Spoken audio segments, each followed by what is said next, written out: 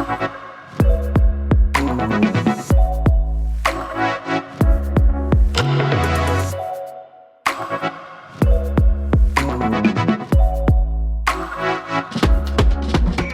blasts, suicide attacks, the Taliban. Does that pretty much sum up, in a nutshell, the way in which you think about Afghanistan? Well, those elements also form the basis for the way in which the country has been covered and depicted by the media. Now, it isn't that mainstream news is one-dimensional. It's because war has been a leading narrative for a country that hasn't really known peace for most of our lifetimes. But has Afghanistan's never-ending war now become one that the world wishes to forget? And what could be the consequences for the country if we wish away its problems? The Taliban regime is coming to an end.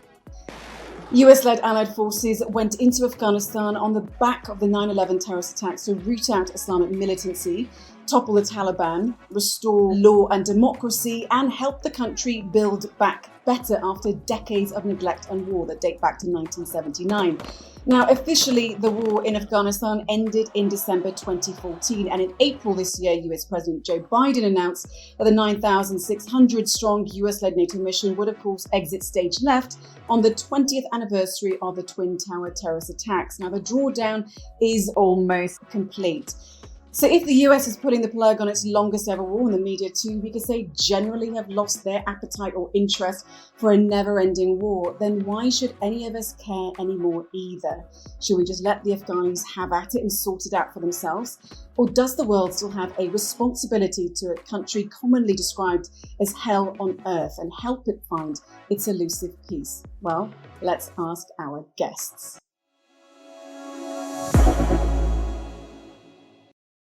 So I'm really excited that joining me on the first Making the News podcast are Dr. Jonathan Schroden and Filio Kontrafouri. Welcome to you both.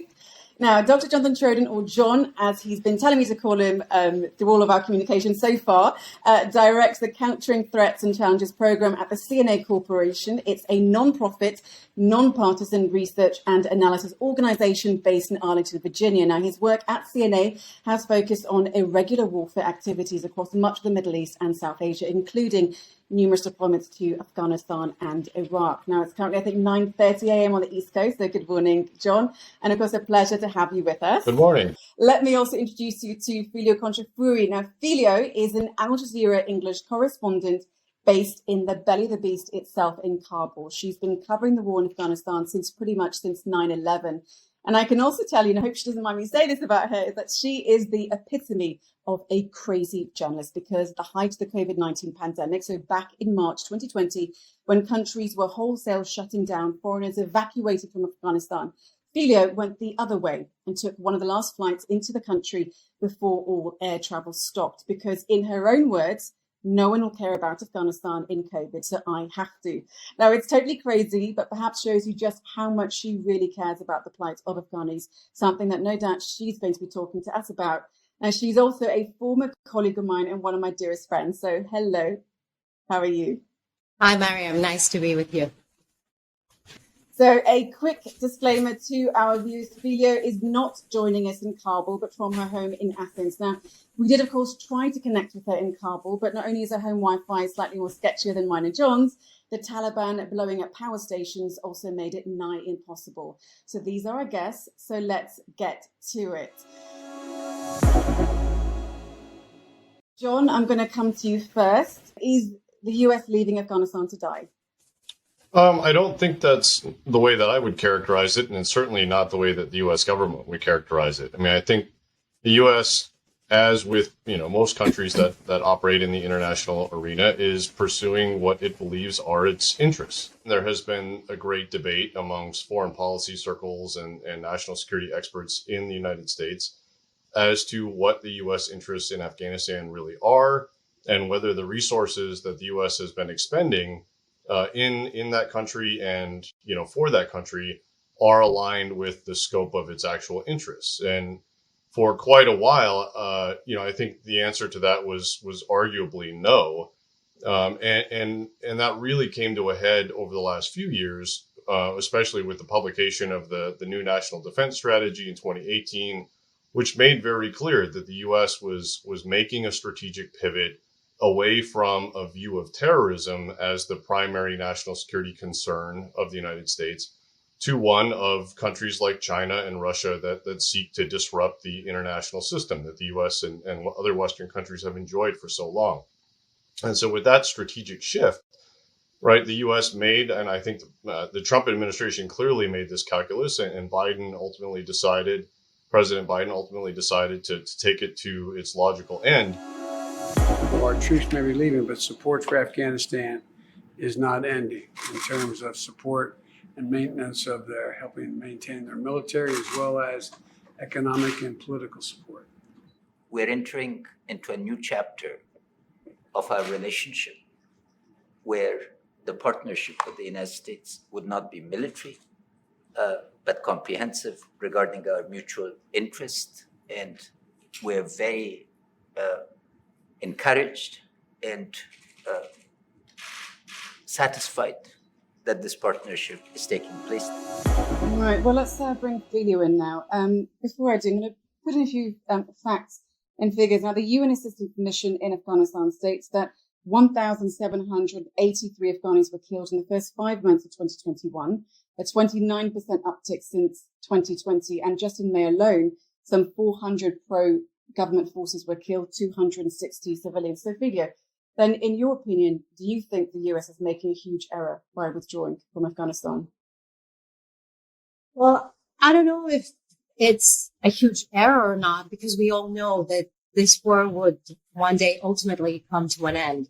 The concerns are the timing that this is happening and with the situation that we're seeing on the ground. And as someone who lives in Kabul, which was supposed to be the safest part of Afghanistan, I can tell you that it's really hard to describe the security situation, the humanitarian situation.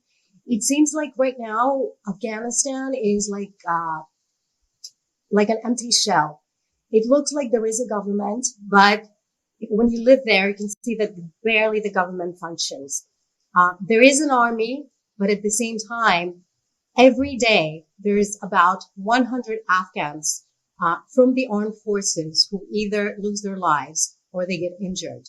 And me, I'm a foreigner, so it's a little bit different for me. Even though I do live with Afghans, it's you leave your house in the morning and you do not know if you will come back. I have friends who have pulled out their kids from their schools because right now in Afghanistan, there are no front lines. Everything and everyone is a target. And another big concern, maybe John can give his input on this, is right now everybody in Afghanistan is armed. Crime has been going up because poverty has been going to unprecedented levels. Unemployment, the same thing. COVID has been exacerbating the situation and everybody's armed. You walk in the streets of Kabul and you see armed men who you don't really know who they are. There are militias who are rearming all across the country, and also civilians who have taken up arms to protect themselves, not just in case the Taliban come, but also because of the huge rise in crime. So regarding to your question, the concern is the United States and NATO are leaving Afghanistan at a moment where everything is extremely fragile. Everything is extremely uncertain, and nobody knows which way things will go. It's like this was supposed to be a conditional withdrawal, and now we're seeing that there's barely any conditions. It really feels when you're in Afghanistan that NATO and America, they're just packing and leaving. No, but Filio, let's pick up on this, what you just spoke about there being this sort of void now being created as NATO and the US forces do finally leave. John, I wanted to get your thoughts on the findings of a 2020-21 flash survey by the Asia Foundation. Now, they took the temperature, they said, of 12,000 people across Afghanistan's provinces. And they said that fewer than half now say peace is achievable within the next 2 years. A majority are unwilling to accept a peace agreement that results in women and girls no longer being able to attend school. There is, of course, strong support for women in leadership roles. 74% say employment opportunities have declined in the last year. I mean, perhaps we could blame that on this pandemic. And only 54% believe that the Afghan National Army can provide adequate security in place of foreign forces. So that perhaps touches on what Filio was talking about everyone being armed. I mean, some of those numbers I don't think are surprising, as you said, in the midst of a pandemic.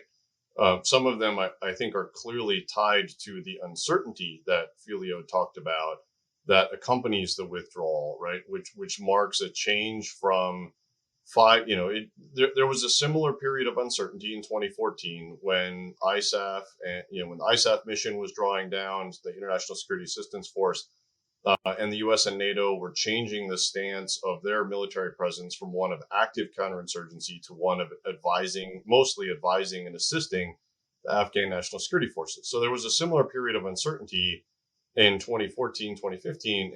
And at that time, a lot of the polls and things, economic metrics, et cetera, were similar to what you described, right? High degrees of uncertainty, high degrees of capital flight, et cetera, et cetera.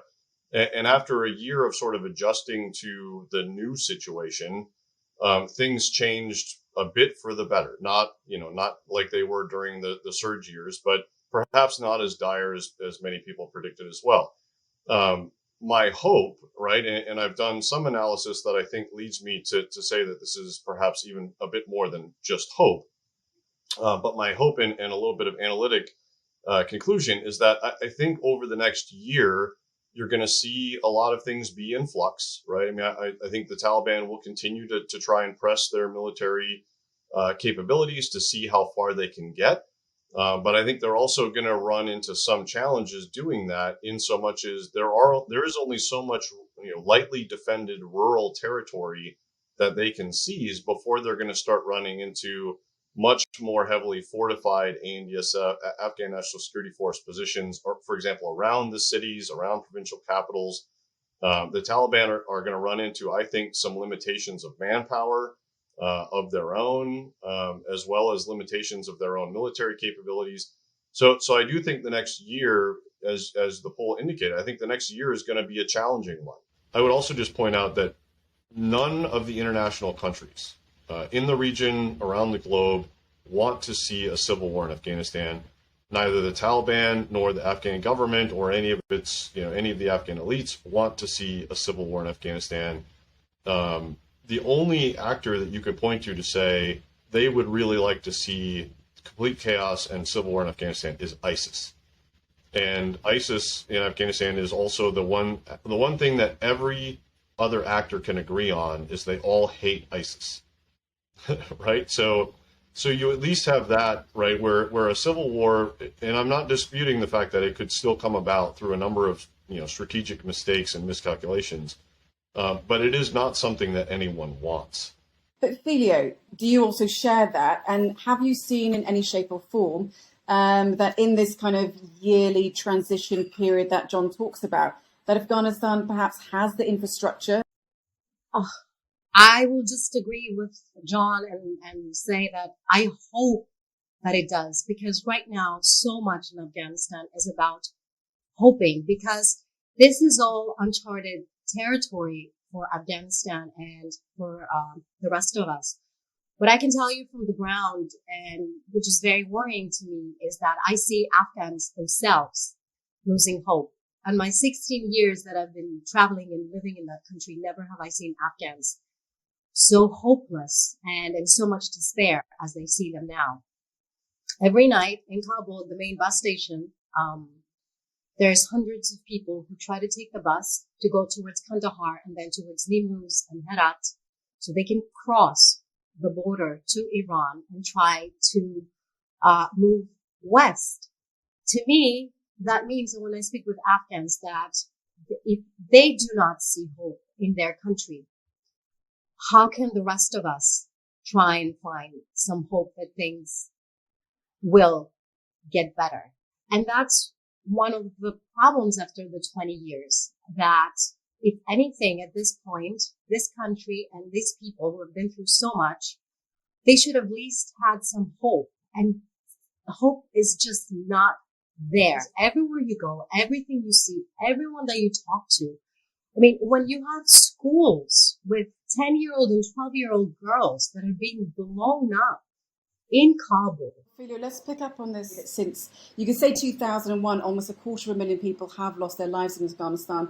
And those figures, they have a way of, you could say, washing over us because people think that this conflict has literally nothing to do with so many of us. What I would say is, while I've been blessed in not having lost anyone that I knew well personally in Afghanistan, I also, as an analyst, right, I deal in a lot of statistics and figures and facts that pertain directly to the loss of other people.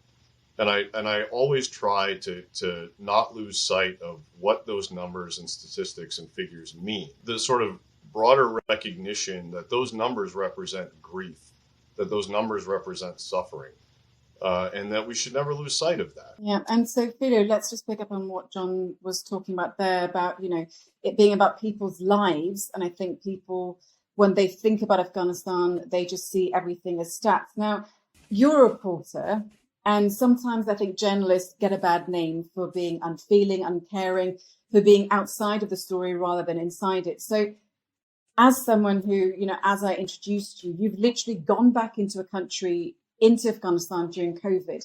How difficult is it for you not to get involved in your story? I will be honest, and I will say that it's extremely, extremely difficult.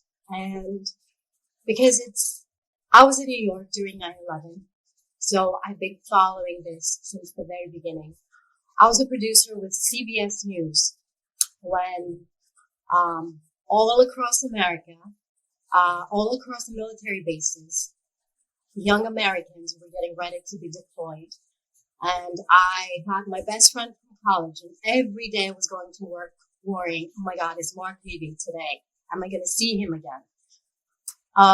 So I've been involved with this since the beginning. So seeing how it started and how it's ending, everything's very quiet. I mean, in Afghanistan, it's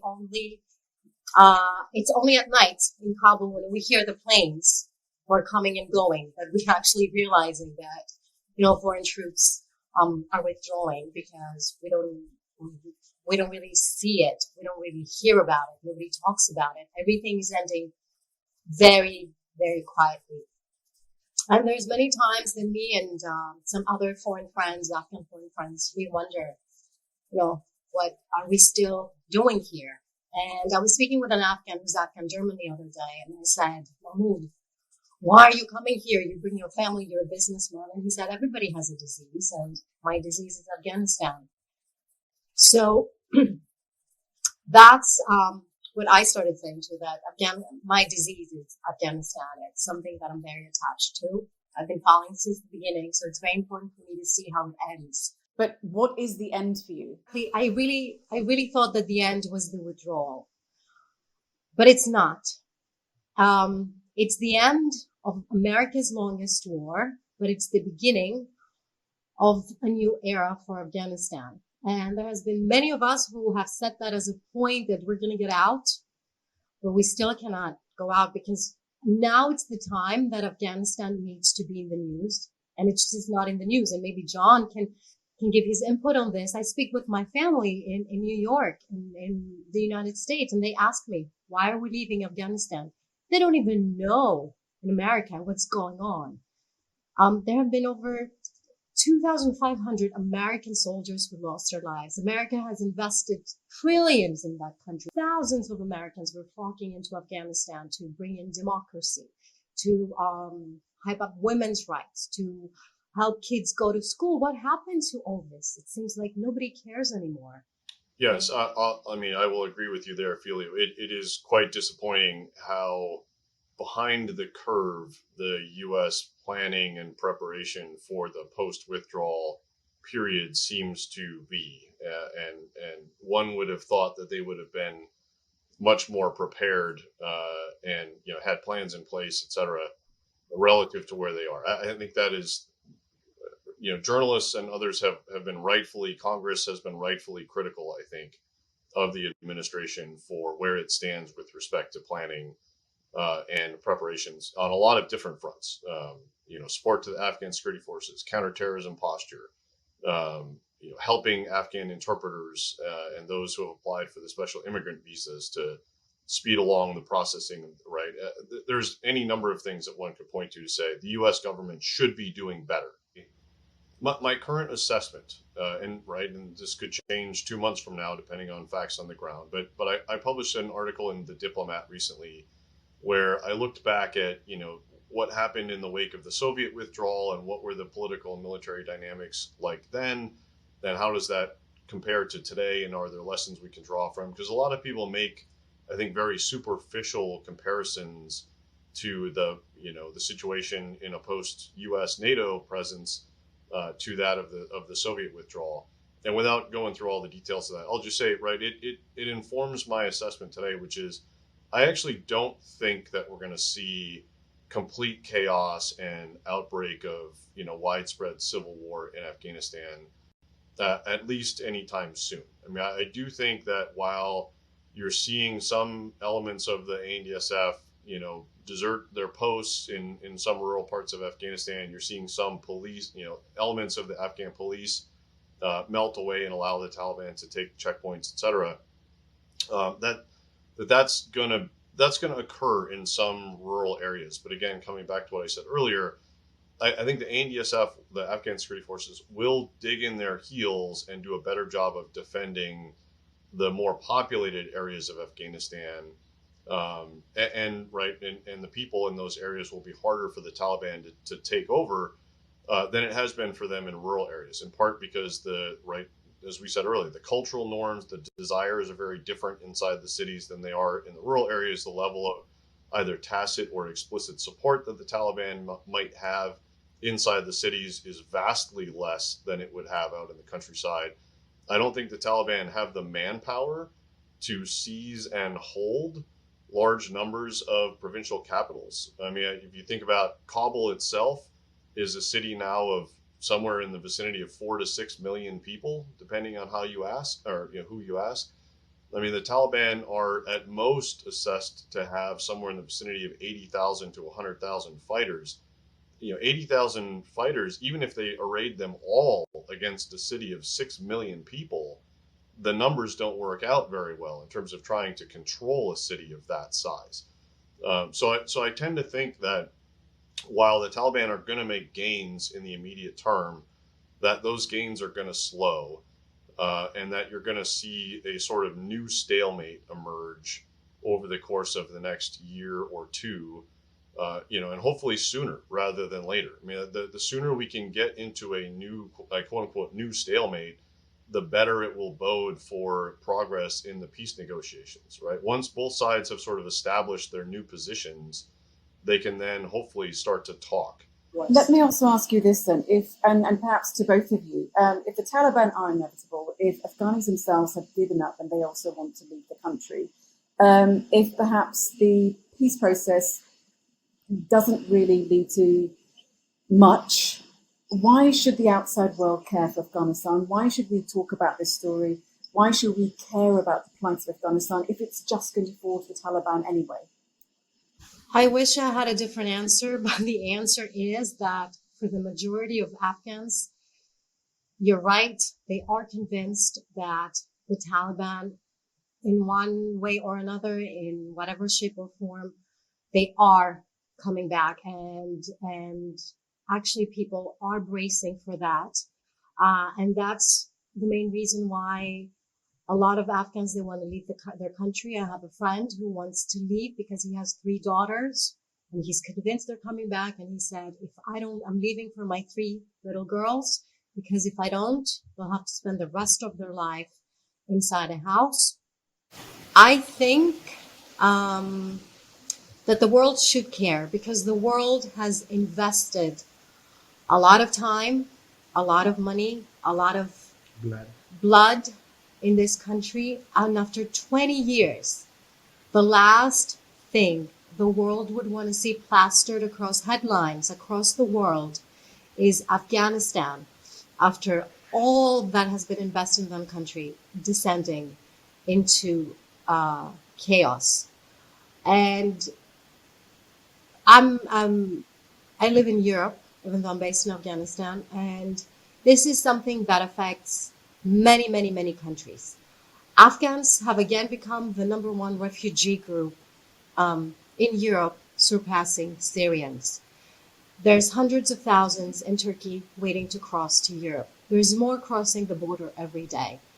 There's real concerns that we could see another mass exodus of Afghans coming our way. And the world has already seen that from the civil war, the Taliban, and it's not something the world wants to see. Again, to you, why should anyone care specifically about Afghanistan? I'll give you two answers, one at sort of a macro level and one at a more micro personal level. So at the macro level, I would say you start in the region, right? Every regional country in South Asia should care what happens to Afghanistan because it's on their border.